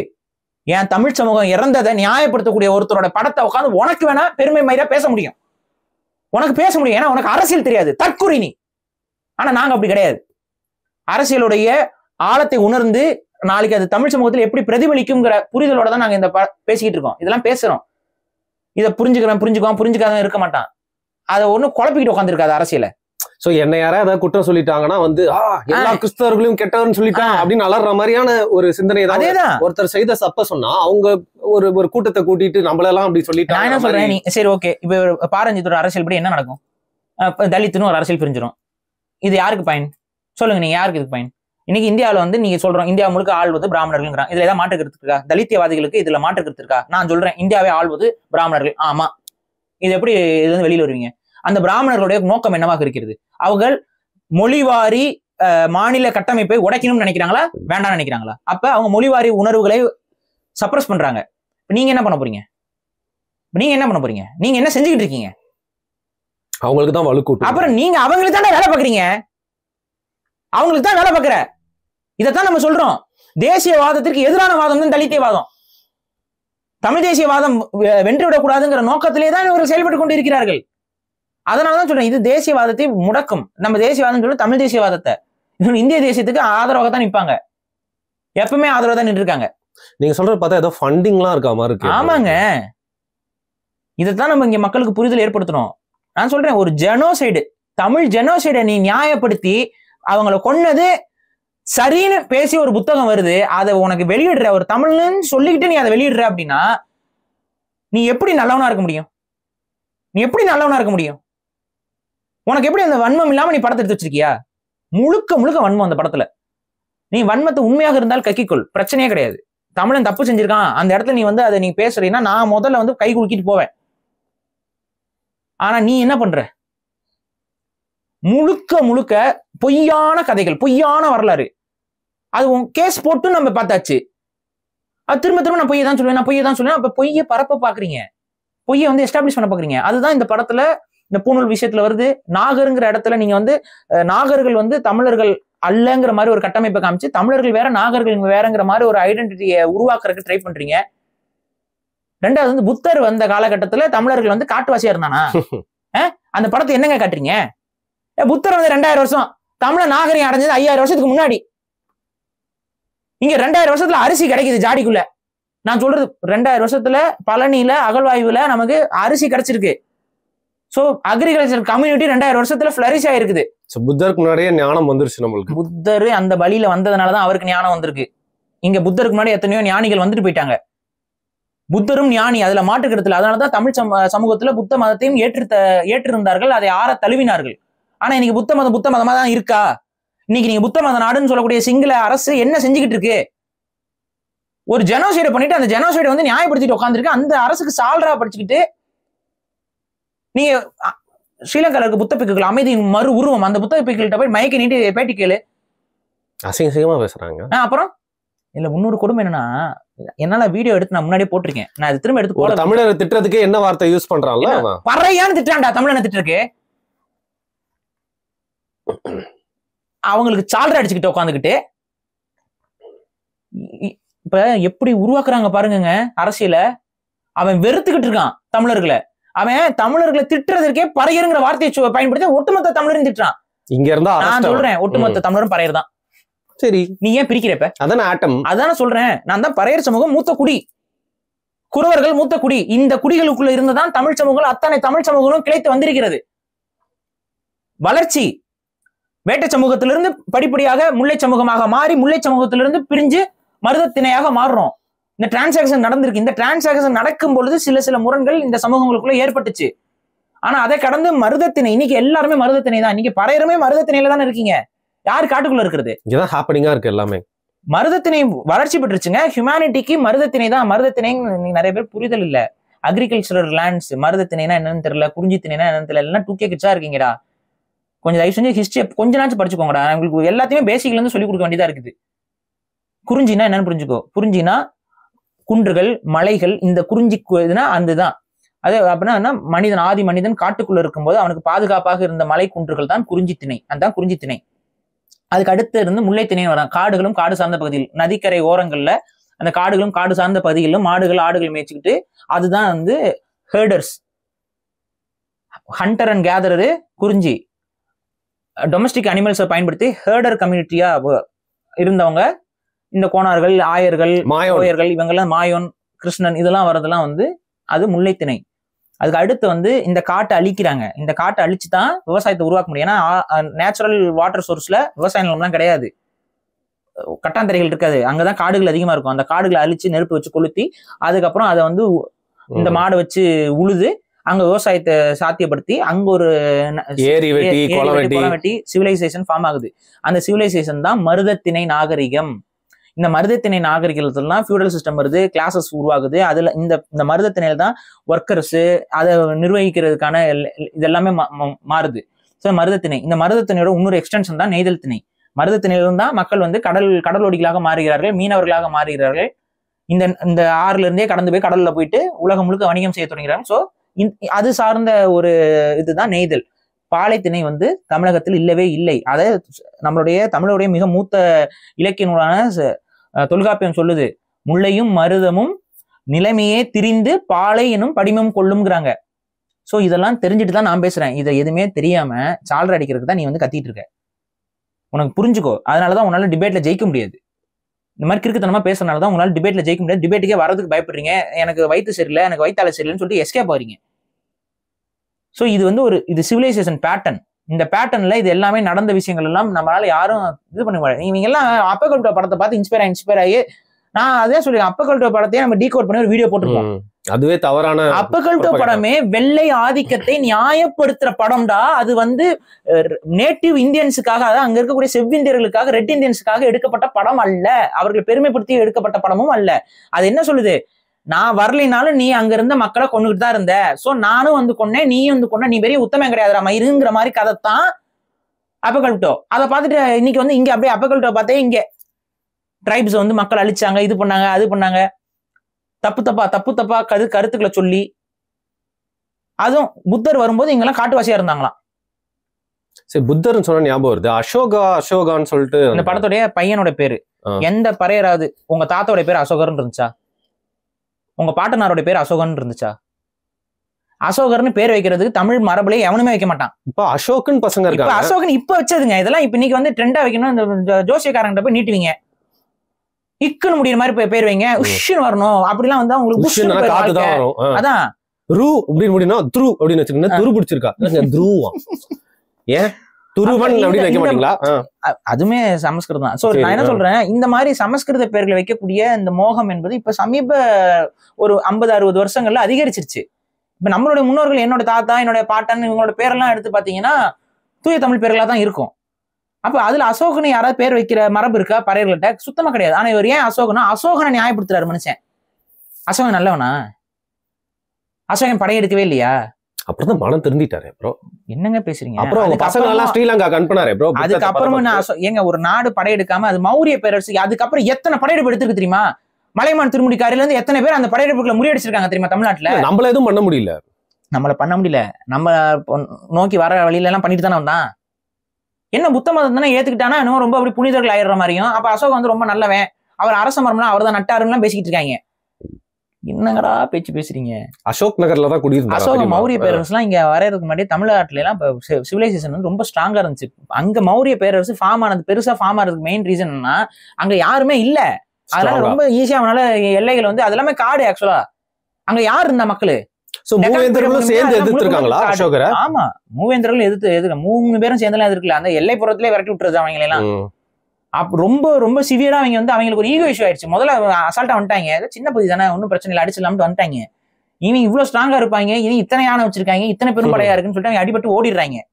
ஓடினதுக்கு அப்புறம் அவங்க இன்னும் ஸ்ட்ராங் ஃபோர்ஸோட வராங்க. அப்ப இவங்களுக்கு தெரியும்ல, இப்ப அடிச்சு விரட்டி இருக்கோம், திரும்ப ஸ்ட்ராங்கான ஃபோர்ஸ்ல அவங்க இறங்குவாங்க. அப்ப நமக்கு பாதுகாப்பு வேணுங்கும் போது அப்ப மூவேந்தர்களும் ஒருங்கிணைஞ்சு ஒரு ஒரு கூட்டணி ஃபார்ம் பண்ணி, அந்த கூட்டணியோட தலைமையாக மலைமான் திருமுடிக்காரி தலைமை தாங்கி, மலைமான் திருமுடிக்காரி அவனோட தலைமையில படைகள் போய் மௌரிய படையை வீழ்த்துனது மட்டும் இல்லாமல் போயிட்டான், மேலேயே ஓட விட்டாங்க. போயிட்டாங்க. அவன் எல்லை பகுதி வரைக்கும் உள்ள போயிட்டான். நீ எங்க தாண்டி வந்து இங்க வந்து ஆட்டம் போட்டு இருக்கீங்க பாரு, எங்க நாட்டுக்கு வந்தீங்கன்னா உனக்கு அவ்வளவுதான் அப்படின்னு சொல்லி போய் மிரட்டி விட்டு வந்துட்டாங்க. அந்த மிரட்டலுக்கு பயந்து அதுக்கப்புறம் அவங்க நிப்பாட்டினாங்க. ஆஹா, இவங்க என்னடா இந்த அளவு வலுவா அடிக்கிறாங்க. அதுக்கப்புறம் வரவே இல்லை. ஒருவேளை அசோகர் எல்லாருக்கும் நிலத்தை கொடுத்து பிளாட்ஸ் எல்லாம் கட்டி கொடுத்துருப்பாரோ? இல்லங்க, அதனாலதான் ராஜராஜ சோழர் மேல கோவப்பட்டு அசோகர்.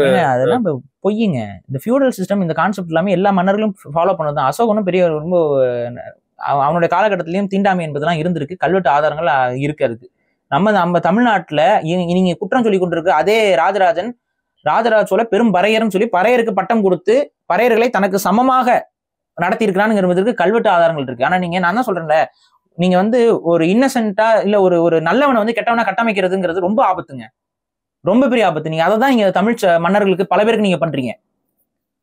உங்ககிட்ட மூலச்சான்றுகள் இருந்தா நீங்க தாராளமா பேசுங்க, ஆனா பொய்யை வந்து சொல்லாதீங்கிறத நம்ம சொல்றோம். ஸோ இந்த ஸ்ட்ராங் ஃபீமேல் கேரக்டர்ஸை காட்டணும் அப்படின்னு சொல்லிட்டு அவர் படத்துல எப்பவுமே ஸ்ட்ராங் ஃபீமேல் கேரக்டர்ஸ் இருப்பாங்க. அது எனக்கு நிஜமாவே ரொம்ப பிடிக்கும். அவர் படம்லாம் எல்லாம், இந்த படம் கூட எனக்கு படமா பாத்தீங்கன்னா ரொம்ப பிடிச்சிருந்தது. அது நம்ம இனிமேல் ஆனா ஒரு கேன மாதிரி ஒரு படத்தை சாமான்னு சொல்லிட்டு கை தட்டிட்டு பார்த்துட்டு வர முடியாது. இல்ல கருத்துக்கள்லாம் வந்து சரியா இல்லைன்றத பத்தி தான் பேசுறோம். இல்ல ஸ்ட்ராங் விமன் கேரக்டர் இருக்காங்க படத்துல. ஒரு படி மேல போய் வந்து பெண்கள் தான் லீட் பண்ணாங்க சமூகத்தை, பெண்கள் தான் வந்து ஒரு குயினா இருந்திருக்காங்க, அவங்கள சுத்தி தான் சமூகமே வந்து உருவாயிருக்கு அப்படின்னா.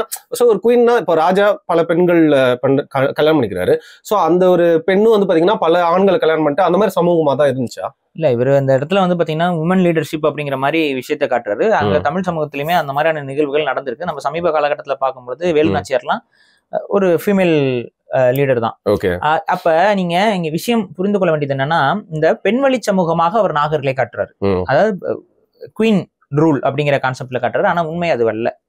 தமிழர்களுடைய இதுல வந்து பேட்ரியார்கல் சொசைட்டி தான், ஆண் வழி சமூகம் தான் தமிழ் சமூகத்தில் இருந்திருக்கிறது. இது வந்து இடையில வந்து மாறலாம் கிடையாது. அது நிறைய ஆரம்ப காலகட்ட ஆய்வாளர்கள் வீம்புக்குன்னு என்ன பண்ணிட்டாங்கன்னு பாத்தீங்கன்னா, ஒரு பெண்வழி சமூகமாக இருந்தது, அது பெண்வழி சமூகம் அப்படின்னா இந்த மெயினா இந்த கம்யூனிஸ்ட் அதிகமா இதை பேசுவாங்க. ஏன்னா வந்து பொது சொத்தா இருந்துச்சு, பெண் வந்து அப்பதான் அடிமை இல்லாம அவங்க லீடராலாம் இருந்தாங்கிற மாதிரி ஒரு தேரி ஒண்ணு இருக்கு. அதை நம்ம தனியா பேசுவோம், ரொம்ப பெரிய டீப்பா போயிருந்தது. ஸோ அந்த கம்யூனிஸ்ட் அவங்களுடைய வாதத்திற்கு தகுந்த மாதிரி அவங்க வந்து பேசிட்டு இருப்பாங்க. அதான் அவங்க என்ன சொன்னா, குறிஞ்சி திணையோட வாழ்வியல்ல பொது சொத்துலாம் கிடையாதுல. ஸோ அந்த வாழ்வியல் இன்னைக்கு வாழ்ந்தோம்னா பிரச்சனை முடிஞ்சது இல்லைங்கிற கான்செப்ட். ஸோ அதுல பிரச்சனைகள் இருந்ததுனால தான் அதை கடந்து மக்கள் வந்திருக்காங்க. அப்ப மனித நாகரிகம் பெண்வழி சமூகமா அப்படின்னு பார்த்தா கிடையாது. அது ஆதாரமா நம்மளால அறிவியல் ரீதியான ஆதாரங்களும் காட்ட முடியும். ஏன்னா இன்னைக்கு குரங்குல இருந்து மனிதன் தான் பரிணாமம் அடைந்தான்ங்கிறது நம்ம எல்லா ஆய்வாளர்களும் ஏற்றுக்கொள்ளக்கூடிய ஒரு விஷயமாக இருக்கிறது. இன்னைக்கு மரபணு ஆய்வுகள்லையும் அது உறுதியாக்கப்பட்டு கொண்டே இருக்கிறது. அப்ப இந்த விலங்குகள்ல இருந்து அதுங்களுக்குன்னு ஒரு சொசைட்டி இருக்குல்ல. ஸோ அந்த சொசைட்டில வந்து பாத்தீங்கன்னா ஆண் வழியும் இருக்கு, பெண் வழியும் இருக்கு. அப்ப அதுல நீங்க அந்த ஜெயின்ட் ஏப் என்று சொல்லக்கூடிய நம்ம மனிதர்களோட சொல்லக்கூடிய கிரேட் ஏப்ஸ், இந்த கிரேட் ஏப்ஸோடைய லைஃப் ஸ்டைல்ஸ் எல்லாம் நீங்க வச்சு பார்க்கும்போது நமக்கு இன்னைக்கு நம்மளோட க்ளோசஸ்ட் ரிலேட்டிவா இருக்கக்கூடிய விலங்கு சிம்பான்சி. அதுவும் வந்து ஒரு பேட்ரியா, அதாவது ஆண் வழி சமூகம் தான் சிம்பான்சி. ஆனா அதே போல பெனோபோன்னு ஒரு குரங்கு இருக்கு. ஸோ அந்த பெனோபோடைய சிவிலைசேஷன் என்ன, அதோட பழக்க வழக்கம் என்ன அப்படின்னு பாத்தீங்கன்னா அது வந்து பெண்வழி சமூகமாக இருக்கு. இப்போ இவங்களோட கேரக்டருக்குள்ள இருக்க டிஃபரன்சியேஷன், அதோட ஏன் அது பெண்வழி சமூகமா இருக்கு, இது ஏன் ஆண்வழி சமூகமா இருக்கு அப்படிங்கிறதுலாம் ஆய்வு செஞ்சு பார்க்கும்பொழுது சிம்பான்சியோட தான் நம்ம ரொம்ப க்ளோஸ்லி ரிலேட்டடா இருக்கும். அப்ப நம்மளும் ஒரு ஆண்வழி சமூகமாக இருப்பதற்கு தான் வாய்ப்புகள் இருக்கு. நம்ம கிட்ட கல்ச்சரும் நம்மளுடைய எல்லா மதங்களும் அதை தான் சொல்லுது. இஸ்லாமும் ஆண்வழி சமூகம் தான், கிறிஸ்டியானிட்டியும் ஆண்வழி சமூகம் தான், தமிழருடைய சைவம் வைணவம் இது எல்லாமே பிராக்டிகாலிட்டி இல்ல, இது எல்லாமே ஆண்வழி சமூக கட்டமைப்பா தான் இருக்கு. எது ஒர்க் ஆகுது ப்ரோ? இப்ப நீங்க புத்தரும் ஆண்வழி சமூகத்துல தானே பிறக்கிறாரு. அரசருக்கு பிறந்தனால அவர் அரசர் அப்படிங்கிறாரு. அப்புறம் ஆண்வழி சமூகம் தானே, இவரும் இளவரசர் அப்படிங்கும்போது ஆண்வழி சமூகம் தானே. சோ பெண்வழி சமூகம்லாம் இருந்தது இல்லை இந்திய நிலப்பரப்புல. அப்ப பெண்வெளி சமூகங்கள் இருக்கு அப்படின்னா இருக்கு. சில ட்ரைபல்ஸ்ல ஒரு சில மக்கள் பனி பிரதேசங்கள்ல வாழ்ந்த ட்ரைப்ஸ் அவங்க கிட்ட வந்து பெண்வெளி சமூக முறைமைகள் இருந்திருக்கு. சில ஆய்வுகள் என்ன சொல்றாங்க, நியாந்தரத்தாரல்ஸ்ன்னு சொல்லக்கூடியவங்க பெண்வெளி சமூகமாக இருந்திருக்கலாம்னு ஒரு சில ஆய்வுகள், அதெல்லாம் ஹைப்போதிசிஸ் தான், இன்னும் உறுதிப்படுத்தப்படல. அப்ப இதெல்லாம் வந்து ஆய்வுகளுக்குள்ள இருக்கக்கூடிய விஷயங்கள் தான். அப்ப இப்ப பெனோபோ நம்ம லைஃப்ல கண்ணில் பார்க்கும்போது ஒரு குரங்கு வந்து பெண்வெளி சமூகமா இருக்கு. ஸோ இந்த பெண்வெளி சொசைட்டி எப்படி ஃபங்க்ஷன் ஆகுங்கிறத புரிஞ்சுக்கிட்டாவே அது இந்திய சமூகத்துக்குள்ளயோ இல்ல மனித சமூகத்துக்குள்ளோ இல்லைங்கிறத நீங்க எல்லாம் புரிஞ்சுக்க முடியும். பெண்வெளி சமூகம் அவங்களுக்குள்ள ஒரு ரைவல் வருது, ஒரு சண்டை வருது அப்படின்னா அந்த பெண் தான் வந்து சண்டையை தீர்க்கும். அந்த பெண் தன் உடல் வலிமையால போயிட்டு சண்டையை தீர்க்கல. ஏன்னா ஜெயின்ட் எப்பயுமே நம்மளோட கிரேட் எப்ஸ்லயுமே பெண் வந்து ஒரு பிசிக்கலி அந்த அளவுக்கு ஒரு ஸ்ட்ராங்கான ஒரு இதா இல்ல. அப்ப அது என்ன பண்ணுதுன்னு பாத்தீங்கன்னா செக்ஸை தான் ஆஃபர் பண்ணுது. சண்டை போட்டுக்காத, நீ என் கூட செக்ஸ் வச்சுக்கோ, நீ சண்டை போட்டுக்காத, நீ என் கூட செக்ஸ் வச்சுக்கோ. இப்ப என்னன்னா பிறக்கிற குழந்தை யாருக்கு பிறக்குன்னு எதுக்குமே தெரியாது, எந்த குரங்குக்கும் தெரியாது. அதனால என்ன ஆகுதுன்னா எல்லா கூட்டத்துல இருக்க எல்லா குரங்கும் யாருக்கோ பிறந்திருக்கும். ஸோ அதுக்கு தெரியாது. ஸோ ஆட்டோமேட்டிக்கா நம்ம குழந்தையாவும் இருக்கலாம், அவன் குழந்தையாவும் இருக்கலாம், இவன் குழந்தையாவும் இருக்கலாம். அதனால லைஃப் ஆஃப் ப்ராபபிலிட்டிஸ். அதனால நம்ம யாரும் இந்த குழந்தைகளை எல்லாம் எதுவும் ஹார்ம் பண்ணக்கூடாதுங்கிற அடிப்படையில அது ஒரு கல்ச்சரா இருக்கு. அப்ப என்னன்னா அங்க பெண் தலைவி வந்து அதிகாரம் கொண்டுலாம் வந்து கட்டமைப்புக்கல, மாறா வந்து செக்ஸ் ஆஃபர் பண்ணி தான் பெனோபோக்கள்ல பெண்வெளி சமூகம் ஃபங்க்ஷன் ஆகுது. நீங்க இதே சொன்னீங்கல்ல, பெண்வெளி சமூக சில ட்ரைப்ஸ் இருக்கிறாங்கன்னு சொன்னால, அந்த ட்ரைபுகளோட லைஃப் ஸ்டைல போய் பாருங்க, அவங்களும் அதே தான் பண்றாங்க. ஸோ இப்போ அதை கொண்டு வந்து நீங்க பேசுங்க, இது என்னவா மாறும் எனக்கு தெரியாதுப்பா. அப்ப நீங்க நம்ம இங்க மனிதர்களுக்கு இருக்க அந்த இயற்கையா இருக்க பொசசிவ்னஸ்லாம் ஆக்சுவலா இருக்கக்கூடாது. நமக்கு நம்ம அந்த இதுல எவால்வ் ஆகி வந்திருந்தோம்னா நமக்கு நம்மளுடைய ஒய்ஃப், நம்ம வந்து பொசசிவ் மென்டாலிட்டி இதெல்லாம் நமக்கு ஆக்சுவலா இயற்கையில இருக்கிறது தானே. அந்த பொசசிவ்னஸ் எல்லாம் இருக்கக்கூடாது. இன்னைக்கு இவங்க அந்த புதுசா அந்த பார்னோகிராஃபில காட்டுறாங்கல்ல, அந்த கல்ச்சர் வேணா நீங்க பெண்வெளி சமூகம் சொல்லலாம். இந்த ஆர்ஜி அதுக்கப்புறம் த்ரீசம் அந்த மாதிரிலாம் இருக்கு. அதுதான் பெண்வெளி சமூகத்துடைய அடுத்து. அப்படி மனிதர்களுக்குள்ள பெண்வெளி சமூகம் இருந்தால் அது அப்படிதான் இருக்கும். ஸோ பெண்வெளி சமூகம் என்பது ஆதியிலிருந்தோ எப்பவுமே இருந்தே இருந்ததில்லை. அது நடுவில் ஆய்வுகள் ஒழுங்கா செய்ய தெரியாம எப்பவுமே இந்த ஆய்வுகளில் ஒரு ஹைப்போதிசிஸ் வைக்கிறது, அதுக்கு அடுத்து அதை ப்ரூஃப் பண்ணணும், இதெல்லாம் யாரும் அடுத்த நிலைக்கு கடந்து வந்துட்டாங்க. பட் மனித இனம் என்பது ஆண்வெளி சமூகமாகத்தான் கட்டமைக்கப்பட்டிருக்கு.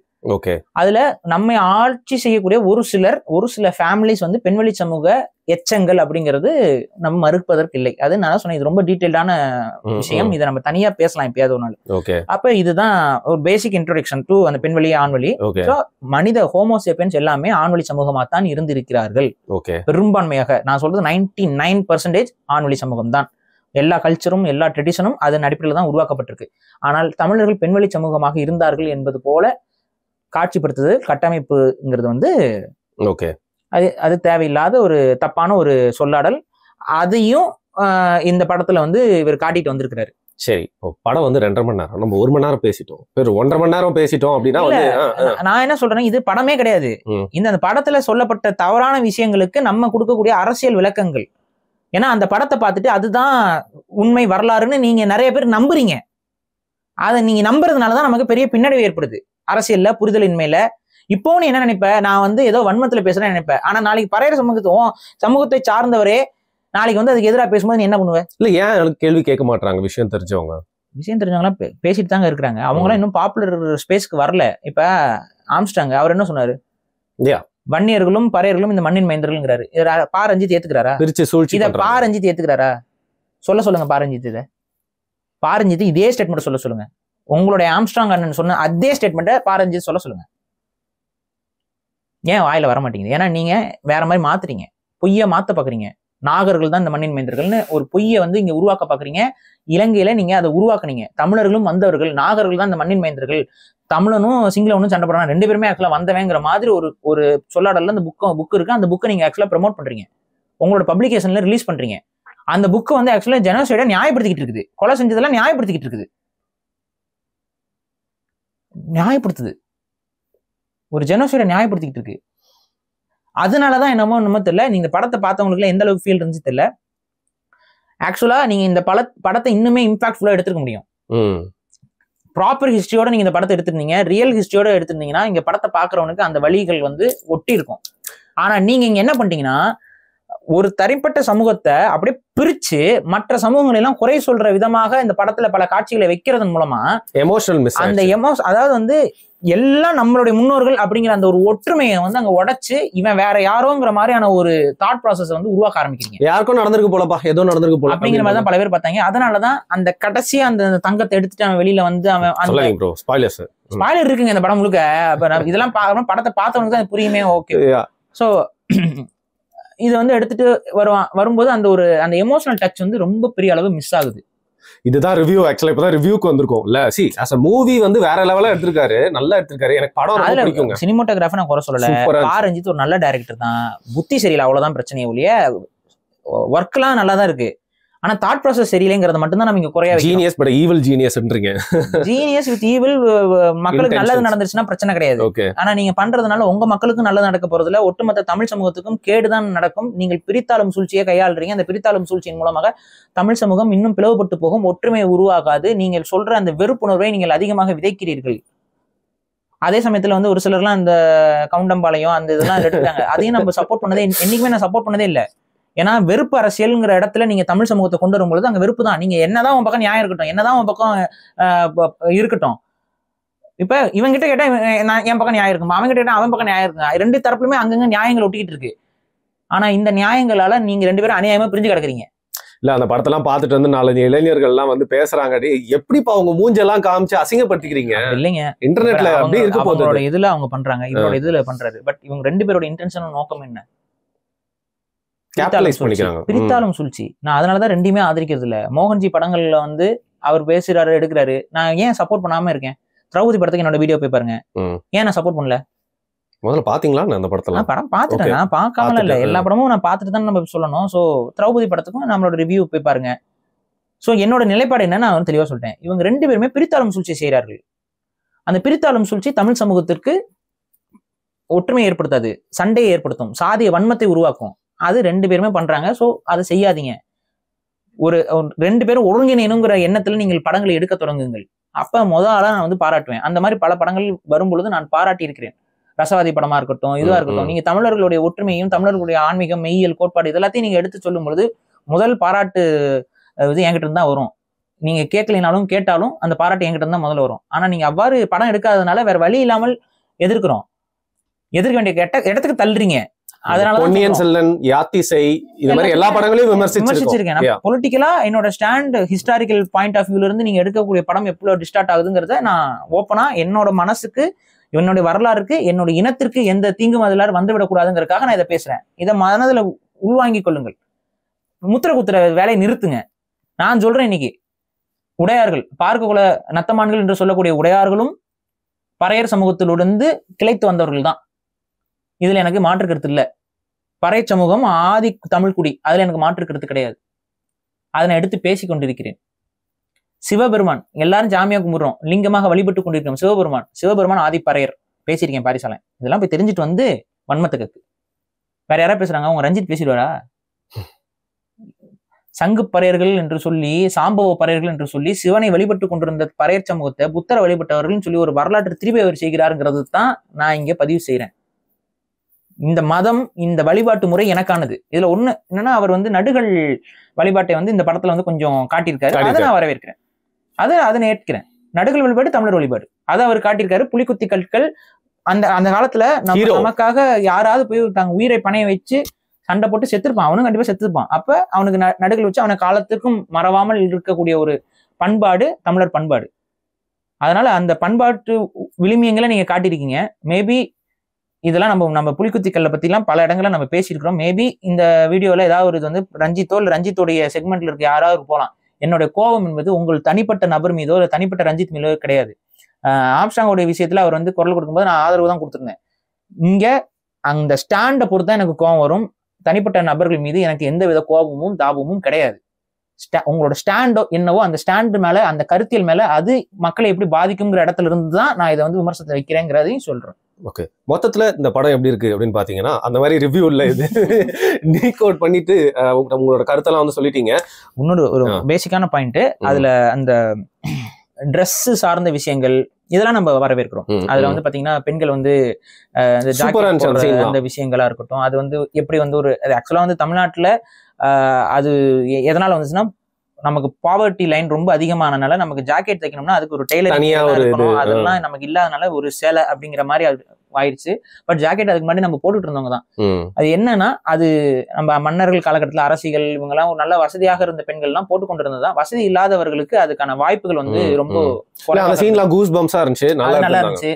அதே போல விக்ரம் வந்து அந்த ஒரு வெள்ளையர்களோட ட்ரெஸ்ஸை போட்டுட்டு வரும்போது அதே சீன் தான் ஆக்சுவலா. சோ அதெல்லாம் வந்து ஓகே, அது சரி.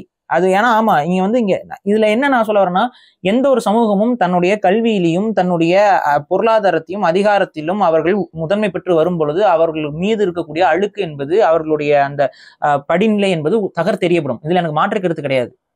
அதெல்லாம் சரி. ஆனா அந்த வழியை வந்து அவர்களுக்கு கொடுத்தது தமிழ் சமூகம் அல்ல, மாற்றார்கள், வெளியில இருந்து வந்தவங்க. நம்மளும் ஒரு வித விக்டிம்ஸ் தான். அந்த விக்டிம்ஸ்ல அவன் பிரிச்சு ஆடுறதுக்கு ஒருத்தனை ஒரு மாதிரியும் இன்னொருத்தனை ஒரு மாதிரியும் பண்ணி அவன் வந்து நமக்குள்ள ஒரு வன்மத்தை உருவாக்கி வச்சிருக்கான். அதை உடைச்சு நம்ம மேல வரணும். The real enemy is hiding behind. அதை நீங்க எக்ஸ்போஸ் பண்ணணுங்கிறது தான் நம்மளுடைய விஷயமே ஒழிய, தமிழர்கள் தமிழ்நாட்டை ஆளணும், தமிழ் தேசியம் என்பதுதான் தமிழர்களுக்கான அரசியல் தீர்வு. அதுல இருந்து நீங்க விலகி போறீங்க அப்படின்னாவே நீங்கள் தமிழ் சமூகத்திற்கு நல்லது செய்ய முடியாது. இது நான் ஐ கேன் டிபேட். நான் வந்து என்னால சொல்ல முடியும், பல ஆதாரங்களோட நான் உங்களோட விவாதிக்க முடியும். யாராக இருந்தாலும், தலித்தியவாதியா இருந்தாலும் சரி, திராவிடவாதியா இருந்தாலும் சரி, இந்தியவாதியாக இருந்தாலும் சரி, இந்துத்துவாதியாக இருந்தாலும் சரி, என்னால் விவாதிக்க முடியும். கம்யூனிஸ்டாக இருந்தாலும் சரி. ஏன்னா உங்களோட கம்யூனிஸ்டத்தை இன்னைக்கு ஆட்சி ஆண்டு கொண்டிருப்பது யார் என்றால் உங்களுக்கு புரியும். எப்படி புத்த மதத்தை ஹைஜாக் பண்ணி தூக்கி கொண்டு அவர்களோட கருத்தியலாக மாற்றினார்களோ அதே போல உங்களோட கம்யூனிஸ்டத்தையும் அவர்கள் ஹைஜாக் பண்ணி என்னைக்கு கொண்டு போயிட்டாங்க. இதெல்லாம் கேள்வி கேட்க முடியாதவர்கள் இங்க வந்து வன்மத்தை விதைக்க வேண்டாம்ங்கிறதையும் நம்ம சொல்லிடுறோம். சரி, ஓகே. ஸோ நிறைய ஆழ்ந்த கருத்துக்கள் இந்த படத்தை பார்த்து சொல்லியிருக்கீங்க.